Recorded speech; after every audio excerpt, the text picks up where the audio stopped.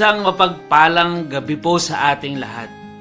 Tunay na itong linggo na ito ay marami pong pangyayari sa ating buhay, lalo na po sa Pilipinas. May malungkot, may masaya. Pero binabati ko po kayo ng isang mapagpalang gabi, isang pagpapala po na sa unang beses ay makasama po kayo sa online midweek service po natin sa araw na ito. Siguro sa mga guro, alam po ninyo kung anong araw po ako nag-record sa pamagitan ng aking pong uniform po today. At ang ating pong pagbabasihan ng ating pong mensahe sa araw na ito ay makikita po natin sa Roma, Kabanata pong 5. Wala po sa unang talata hanggang sa 5 talata. Basahin ko po ang nilalaman nito. Mga bunga ng pagtanggap ng Diyos. Sapagkat napawalang sala na tayo sa pamagitan ng ating pananampalataya, mayroon na tayong mapayapang ugnayan sa Diyos sa pamagitan ng pagsampalataya kay Jesucristo. Tinatamasa natin ang kagandahang loob ng Diyos at tayo'y nagagalak dahil sa pag-asang tayo'y makakabahagi sa Kanyang kaluwalhatian. Hindi lamang iyan, ikinagagalak din natin ang mga kahirapang ating itinitiis dahil alam nating ito'y nagbubunga ng pagtsatsaga. At ang pagtsatsaga ay nagbubunga ng mabuting pagkatao. At ang mabuting pagkatao ay nagbubunga ng pag-asa. At hindi tayo binibigo ng pag-asang ito sapagkat ang pag-ibig ng Diyos ay binuhos na sa ating mga puso sa pamagitan ng Espiritu Santo na ipinagkaloob sa atin. Tayo po'y saglit na manalangin. Aming Ama, pinupuri ka namin, pinasasalamatan sapagkat ang iyong pagmamahal, ang iyong pagkilos sa amin ay aming nararanasan. Hindi po ikaw nagkulang. Kailanman nariyang ka, hindi kami iiwan, hindi kami pinababayaan. Sa oras na ito, tinataas po namin ang aming pong pagsamba online. Nasaan man po ang aking mga kapatid, anumang oras nila ito mapanood, ay matanggap po nila ang mensaheng galing sa iyo. Patnubayan niyo po ang inyong anak na magsasalita at mangunguna sa aming online midweek service. Tinataas po namin ito sa iyo, purihin ka sa pangalan ni Jesus. Amen at amen. Ang pamagat po ng bersikulo na ito mula sa Magandang Balita, Biblia, ay mga bunga ng pagtanggap ng Diyos. Ito po yung mga paunang ginagawa o tinatanggap natin bilang mananampalataya the moment na tinanggap po natin ng Diyos sa ating buhay. Narito po mula sa verse 1 to verse 5 yung ilang mga bagay na matatanggap natin kagad. Minsan may mga bagay na gusto nating natatanggap kagad, gusto nating ma-receive. Alam natin, gusto natin yung ETA, expected time of arrival. Pero dito, kasabay ng pagtanggap natin sa Diyos, ay meron na po kagad tayong matatanggap. Mula po sa verse 1, sabi niya doon sa pamamagitan ng ating pananampalataya. The key word pa rin po ay yung pananampalataya. Our faith is very essential, important to start off something in our lives. Pag wala pong pananampalataya, wala pong patuloy o pagkilos na mas mararanasan natin sapagkat hindi pa natin tinatanggap ang Diyos. Wala pa tayong relasyon sa Kanya. Kaya the moment we started or received Christ as our personal Lord and Savior, nandun po, ramdam natin, alam natin, kumikilos siya, pero dito, dahil meron pa tayong relasyon sa Kanya, mas maliwanag po sa atin ang ginagawa ng Diyos. Una, magkakaroon na tayo ng mapayapang ugnayan sa Diyos. Napakaganda po na sa oras na ito, sa ating pong pagbubulay-bulay, nalalaman natin na the moment we started our relationship with Christ, meron na po tayong mapayapang relasyon sa Kanya. Mapayapang ugnayan. Maring dati kaaway natin siya sapagkat yung mga gusto niya, hindi natin sinusunod. Yung gusto natin, ang pinipilit natin sa ating buhay.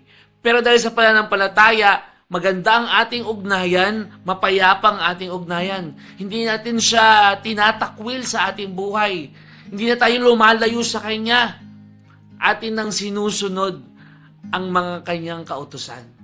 Kaya po mahalaga na makita sa pananampalataya natin yung ugnayan, mapayapang ugnayan. Hindi po natin siya kaaway. Siya'y ating kaibigan. At mas lalalim pa, siya'y ating Panginoon, Diyos Ama, tagapagligtas. Sa verse 2, dahil po sa pagsampalataya natin kay Jesucristo, meron po tayong masahin. Yun, what's the key? May matatanggap ang kagandahang loob ng Diyos. The grace, yung biyaya. Sabi nga po, yung biyaya, ito'y libreng ipinagkakalob sa atin ng Diyos. It is His grace. We don't deserve it. Hindi po tayo karapat-dapat. Pero nakatanggap tayo ng biyaya ng Diyos. May mga bagay na akala natin ay karapat-dapat tayo na makatanggap. Pero dito maliwanag, yung biyaya ng Diyos kahit hindi para sa'yo. Hindi ka deserving. Pero dahil sa biyaya ng Panginoon, ay ginawa niya tayong deserving. At dahil dito, sa pagpapatuloy sa verse 2, tayo'y nagagalak dahil sa pag-asang tayo'y makakabahagi sa kanyang kalwalhatian. Kita po natin, because of faith, there is a good relationship with God, and it brings joy. Kaya nga po paulit-ulit dito sa verse 1 to 5, nandun po karugtong yung salitang joy. Kagalakan. Nagagalak tayo. Nakasama natin ang Panginoon. Kaya kinakamusta tayo ng Panginoon ngayon. Kinakamusta ko rin po kayo. Kamusta po ang inyong kagalakan? Itong first week ng ating pagpasok sa school, meron po mga nag-excited nung first day. Although kasama po nito ay sa Pilipinas, lalo na sa bandang Mindanao, sa Sarangani, sa General Santos, ay napakalakas na lindol ang naranasan. Maring iba nagsasabi, walang pasok, masaya, pero hindi po masaya. Pero alam natin, yung kagalakan ay hindi po kayang matanggal at maalis sa atin. Yung pagkakaiba ng happiness sa joy. Yung happiness, pwedeng happy birthday lang. Itong araw to, happy ka, birthday pa. Pero yung joy, birthday mo man o hindi, nandun po sa atin. Hindi po nawawala. Yung kagalakan. At yung kagalakan tinuturing dito, dahil nakababahagi tayo. Kabahagi natin yung kalwalhatian ng Diyos. Sundan po natin. At tayo nagagalak dahil sa pag-asang tayo'y makabahagi sa kanyang palatian. Verse 3, hindi lamang yun. Hindi po natatapos doon yung ating pwedeng matanggap. Meron pong kasunod ng mga bahagi ang ating pong pagsampalataya sa ganyan. Hindi lamang iyan, sabi niya, ikinagagalak din natin ang mga kahirapang ating tinitiis. Masaya ba na may tinitiis tayo na kahirapan?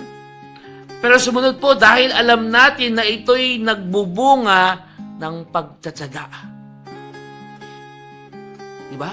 Kapag tayo magtsatsaga, nandyan ang dilaga. Pag tayo magtsatsaga, maghihintay, we are waiting, pero hindi lang tayo nag-wait, we are also working. Tayo po'y naghihintay na sa Diyos. At dahil po doon, nagbubunga siya ng pagtsatsaga. Ganok ba tayo kataas ang ating pagtsatsaga? Mainipin po ba tayo? Nasa ilang segundo o minuto ng paghihintay ay nawawalan na po tayo ng katinuan? Nagwawala na tayo? Nagrereklamo na tayo? Pero mabuting ibinagkakaloob sa atin sa ating pong pagtanggap sa Diyos, may kagalakan, kahit sa pagtitiis, meron pong saya, meron pong ligaya, sapagkat nagbubunga siya ng pagkatiyaga. At mula doon sa pagtsatsaga, ito po'y connected konektado po yung binubunga mula sa pananampalataya dito sa verse na sumunod, verse 4, at ang pagtsatsaga ay nagbubunga ng mabuting pagkatao. Kami pong mga values education teacher ay ang pagbati po namin ay magandang buhay, mabuting tao. Dahil ang pagbubunga daw ng pagtsatsaga ay ang isang mabuting pagkatao. Ang tinuturuan ko ngayon ay mga grade 9 and 10. Sabi ko sa kanila, pag sinasabi nilang mabuting tao po ba talaga tayo? At may mga sumasagot at sa kanila ay confident sila, sir, yes po. Pero ilan na nagdadalawang isip. Pero alam natin na tayong mga tumanggap sa Panginoon, tayo po ay makakasigurado na mayroon pong matatanggap at resulta at bunga ng pagtsatsaga ay ang pagiging mabuting pagkatao. Hindi pa po natatapos. Mula po doon sa pananampalataya, the joy, yung pagtitiis, pagiging mabuting tao, at mula po doon sa pagiging mabuting tao, nagbubunga siya ng pag-asa. Ito natin yung pinagdaanan ng pag-asa. Mula po sa pananampalataya, dumaan sa maraming pagsubok. At tayo, dahil po sa ating pong pananampalataya sa Diyos, hindi po kailanman mawawala ang pag-asa. Kapag ikay nasa Olonga po, sabi po ay hanggat may orange na jeep, may pag-asa. Kasi yung po yung jeep na papunta sa pag-asa. Pero hindi lang po, kahit wala pong jeep, meron po tayong pananampalataya sa Diyos. Ito po ay nagbubunga ng pag-asa. Meron ka bang mga bagay ngayon na matagal nang pinagpipray pero nawawalan ka na ng pag-asa?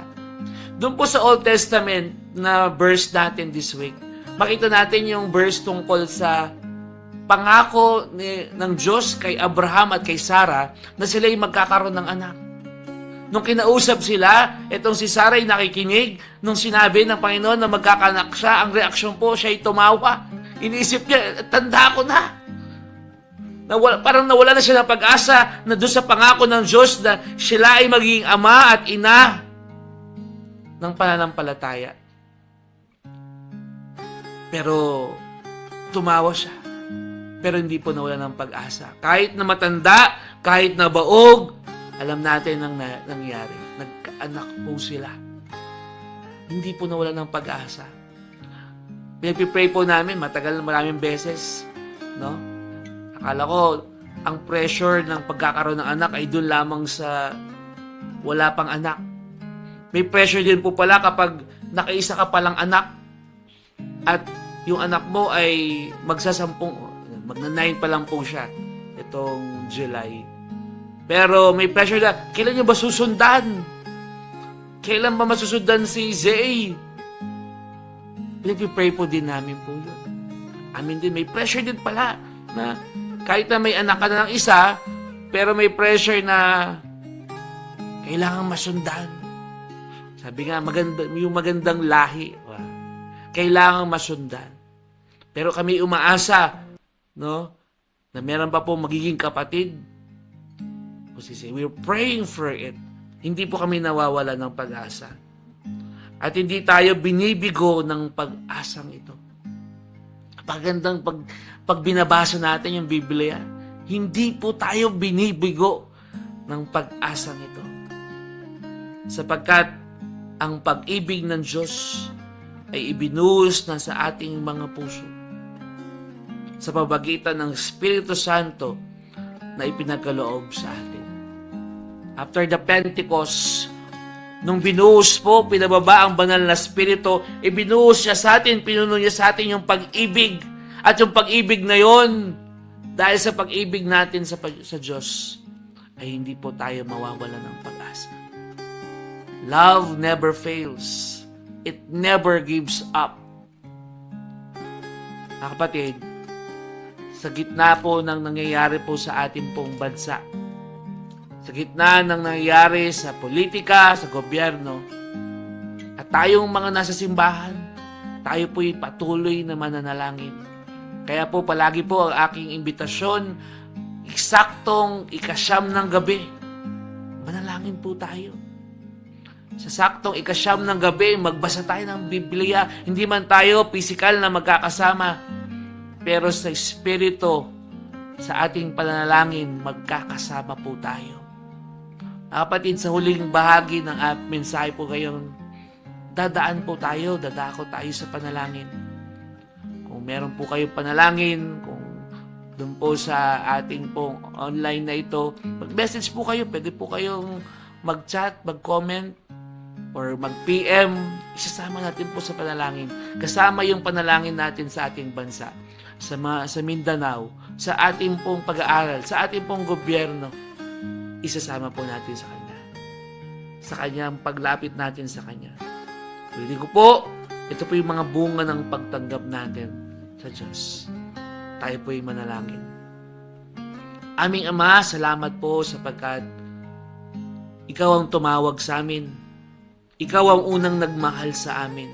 Pinili mo po kami. At sa oras na ito, sa aming napakinggang mensahe, binibigyan mo kami ng patuloy na pagpapaalala na mula sa pananampalatayang ipinagkaloob mo sa amin, meron pong kagalakan. Na sa kabila ng pagtitiis ng mga problema, hindi po nawawala ang pag-asa. At sa pag-asang yun, namumutawi ang pagmamahalan at pag-ibig mo po galing po sa inyo. Aming Ama, tinataas po namin ang sama-sama sa iyo ang nangyayari po sa aming bansa. Lalo na po sa bandang Mindanao. Sila po ay nilindol. May mga lugar na isolated pa rin, wala pong kuryente. Dalangin po namin nagabayan niyo po sila. Sa aspeto ng pag-aaral, may po mga school na hindi pa po nagbukas talaga ng kanilang pag-aaral sapagkat hindi lang po yung struktura ang nasira, maging ang mga estudyante ay na-trauma. May mga takot, ayaw pumasok, umiiyak, hindi po makalimutan yung lakas ng lindol na naranasan nila. Dalangin namin ng iyong paglukob, pagyakap, pagkilos sa kanila. Lord, dalangin namin na tulungan niyo po. May mga lugar din na hindi po napapadalhan ng relief goods dahil isolated nga.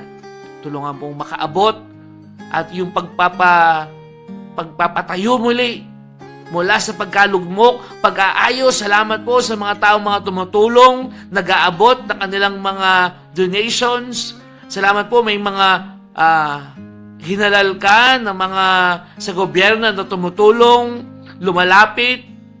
Panginoon, gamitin mo rin kami kahit sa mumunting paraan na makatulong sa aming mga kapatid o sa lugar na iyon. Dalangin namin nga ang aming pong pamahalaan na magkaisa. Hindi po kami mawawala ng pag-asa na maayos po ang lahat ng ito. Kami may magtsatsagang mananalangin. Kami po ay hindi mawawala ng pag-asa sa paglapit po sa iyo.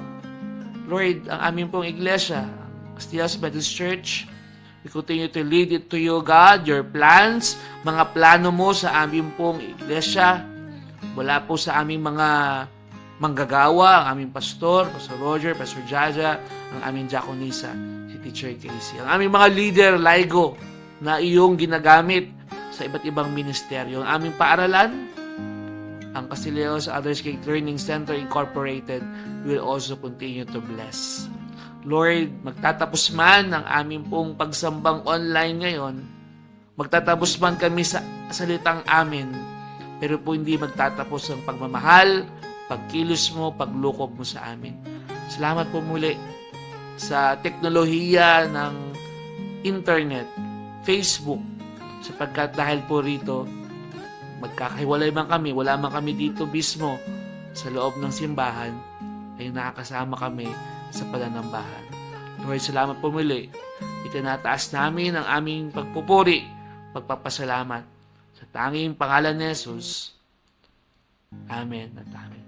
Maraming salamat po sa ating lahat at sa face-to-face po natin ng midweek sa huling Huwebes ng June, makasama po namin kayo.